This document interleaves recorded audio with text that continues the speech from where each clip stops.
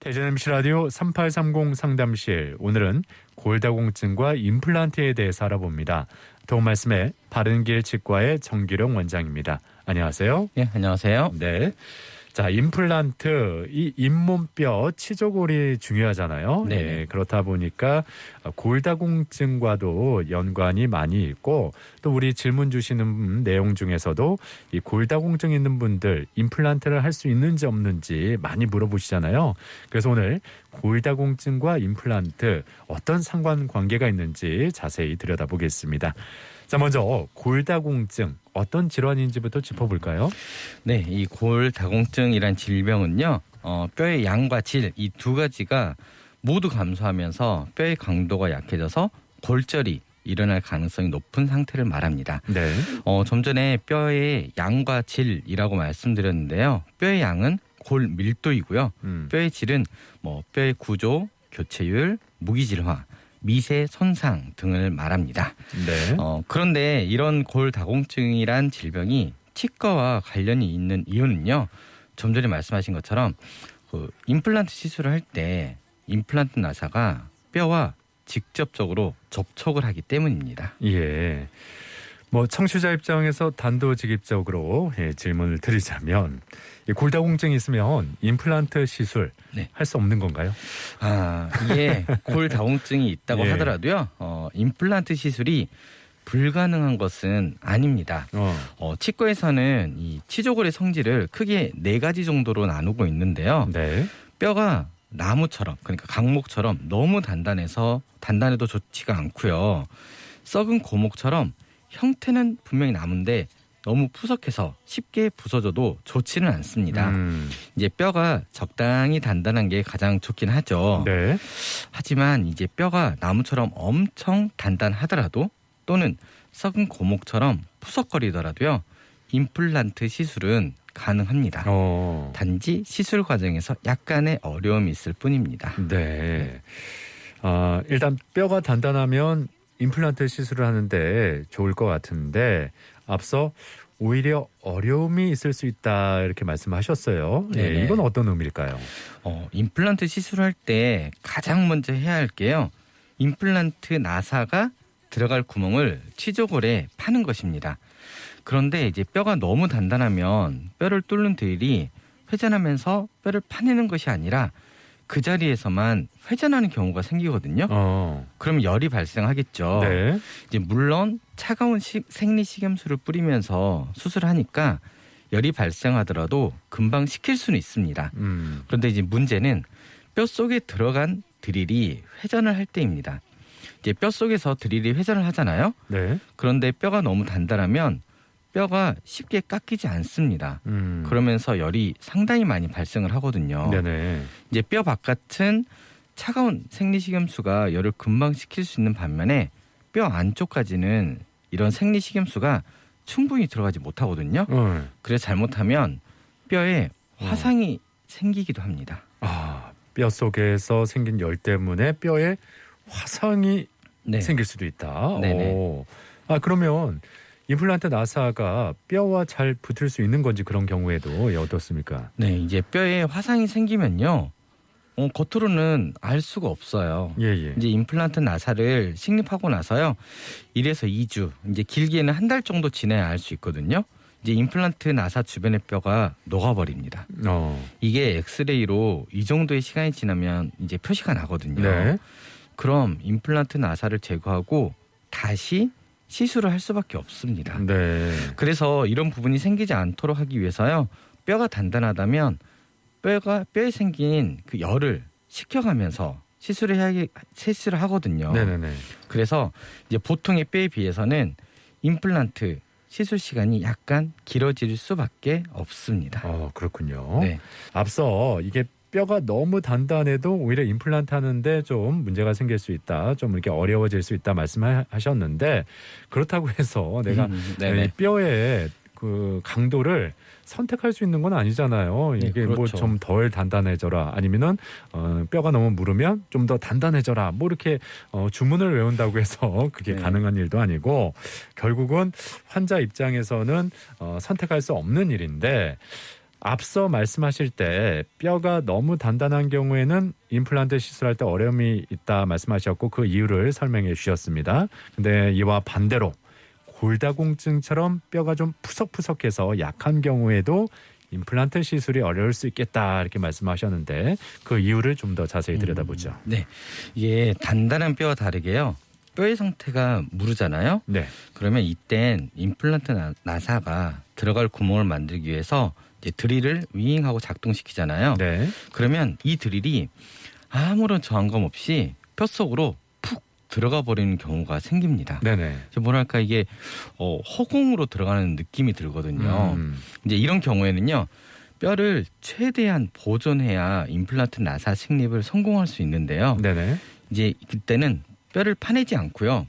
꾹꾹 눌러서 압착시키는 것입니다. 네. 이제 이게 카스테라 빵을 생각해 보시면 이해하기 쉬우실 것 같은데요. 네네. 푸석푸석한 말랑말랑한 카스테라 빵을 누르면 부피는 줄어들지만 네. 빵이 단단해지는 것과 유사한 그렇죠. 원리입니다. 네네. 그런데 이제 이렇게 뼈를 압착시켰더라도요. 임플란트 나사를 식립하지 못하는 경우도 있어요.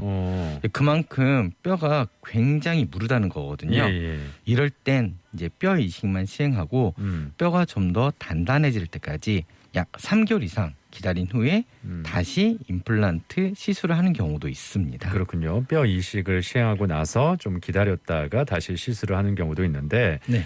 근데 그 뼈의 양이 줄어든 게 골다공증이잖아요. 네네. 이 골다공증 진단을 받은 경우에 임플란트 시술을 받을 때 좀 어려움이 있을 수밖에 없는데 그래서 이 골다공증을 개선시키기 위해서 약을 드시는 분들 계실 거 아니에요. 네네. 그렇게 그렇죠. 약을 먹는다면 임플란트 시술을 하는 데 있어서 도움이 되는지 네. 상관이 없는지 이 점도 네. 궁금하네요. 도움이 될 수도 있고요. 네. 도움이 안 될 수도 있습니다. 또 복불복인가요? 네, 이게 골다공증 치료약을 예, 여러 예. 기준으로 나눌 수 있긴 한데요. 네. 이제 임플란트와 관련된 이야기를 중심으로 말씀드리자면 네. 기준이 두 가지입니다. 네. 뼈를 좀 더 빨리 생성시키는 약인지 아니면 뼈가 녹는 것을 억제시키는 약인지입니다. 이게 임플란트 치료에 문제를 일으키는 건요. 네네. 뼈가 녹는 것을 억제하는 골다공증 치료약이거든요. 왜 그럴까요? 이게 이제 뼈는 지금 이 시간에도 일부는 녹아서 사라지고 일부는 생성이 되는 걸 반복하고 있는데요. 아주 미세하게. 네. 예. 턱뼈의 경우는요. 이런 보통의 뼈의 치환 속도가요. 네네. 다른 뼈에 비해서 4배에서 10배까지 좀 빠릅니다. 그래서 골다공증 약에 대한 반응 민감도가 예. 보통 다른 뼈에 비해서 약간 높은 편이라고 추정이 되고 있거든요. 네. 네. 그러니까 골다공증 약 중에서도 뼈가 녹는 걸 억제하는 약이 좀 시술할 때 네네. 임플란트 시술할 때 문제가 될 수 있다 말씀하셨는데 어떤 문제를 일으키는지 좀 더 구체적으로 설명해 주시죠. 네. 잇몸 뼈 있죠? 치조골 뼈가 죽어버리는 문제가 발생할 수 있습니다.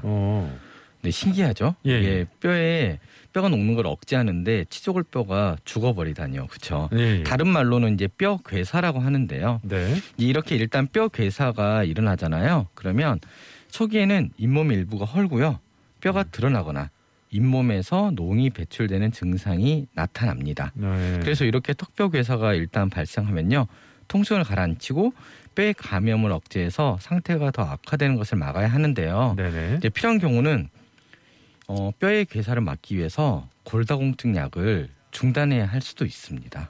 잠시 네. 중단을 하기도 한다. 네. 예. 근데 뭐 말씀 들어보니까 모든 골다공증 약이 이런 건 아니잖아요. 네, 이게 조심해야 하는 걸로 알려진 골다공증 약이 있는데요.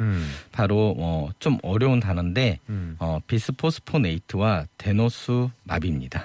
그런 성분이 들어간 네네. 약이 그렇다는 말씀인데. 네. 근데 그렇다고 해서 이게 골다공증 약을 환자가 선택할 수 있는 건 아니잖아요. 이게 무슨 말씀이냐면 네네. 앞서 그 골다공증 약 중에서 뼈가 녹는 걸 억제하는 게 좀 문제가 될 수 있다고 말씀하셨으니까 네네. 그거 말고 뼈를 좀 더 빨리 생성시키는 약을 먹는다면 이 임플란트 시술하는 데 있어서 덜 어려움이 느껴지지 네네. 않을까? 네, 맞습니다. 예. 그런데 대부분은요, 골다공증 약으로 드시는 약 중에 정말 일반적으로 많이 사용되는 약이 네네. 제가 좀 전에 말씀드린 성분, 예. 비스포스포네이트하고 데노스마비거든요. 뼈가 녹는 걸 억제하는 네네. 성분. 예. 네.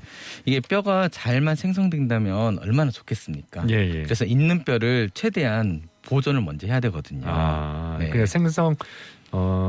새로 이렇게 생성시키는 것보다 보존하는 게 일단은 더 네, 그렇죠. 용이하다는 말씀이군요. 네네네. 그래서 이런 약을 많이 복용하고 계신다. 이런 성분의 약을. 그런데 이런 약물을 어쩔 수 없이 복용 중인 분들이 치과 치료를 받아야 한다면 어떻게 하는 게 좋을까요? 네, 이제 골다공증 약 중에 치과 치료 관련성이 높은 게 좀 전에 말씀드린 비스포스포네이트하고 데노스맙이라고 말씀드렸잖아요. 예, 예.